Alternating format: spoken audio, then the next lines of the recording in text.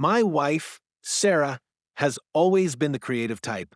After months of planning, she finally decided to give our old backyard fence a makeover. She spent an entire weekend sanding, priming, and painting it a soft sage green.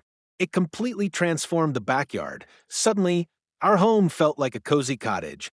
But of course, we live in a neighborhood run by a strict HOA, and that meant we had to deal with Karen. Karen lives 3 houses down and seems to believe she's the president, sheriff, and judge of our cul-de-sac. She watches everything from her porch with binoculars, and the second she saw Sarah painting, she marched right over. "That color isn't HOA approved," she barked, arms crossed. I calmly told her that I'd read through the HOA guidelines twice, and there was no mention of a fence color restriction. That only seemed to enrage her more. "We'll see about that," she hissed before storming back to her house.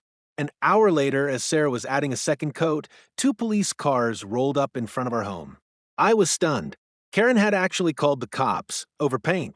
The officers stepped out, clearly expecting a major disturbance. But when they saw Sarah peacefully painting, they looked confused.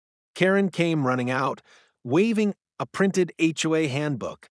"They're breaking HOA law," she shouted dramatically. One officer raised an eyebrow. "Ma'am, HOA rules aren't laws. We're here for actual crimes, not home improvement disputes." Karen turned beet red, but kept insisting we were ruining the neighborhood.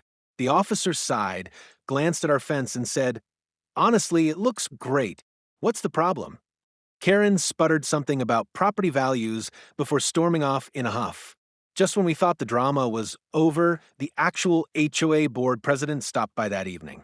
He'd gotten wind of Karen's theatrics and came to see for himself.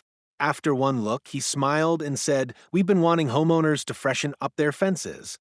Yours is perfect." The next week, the HOA sent out a newsletter featuring our fence as an example of great curb appeal. Karen didn't speak to us for a month. Sarah? She got offers from 3 neighbors asking her to help them paint their fences. Turns out the scandalous paint job became a neighborhood trend, and Karen's attempt to humiliate us backfired spectacularly.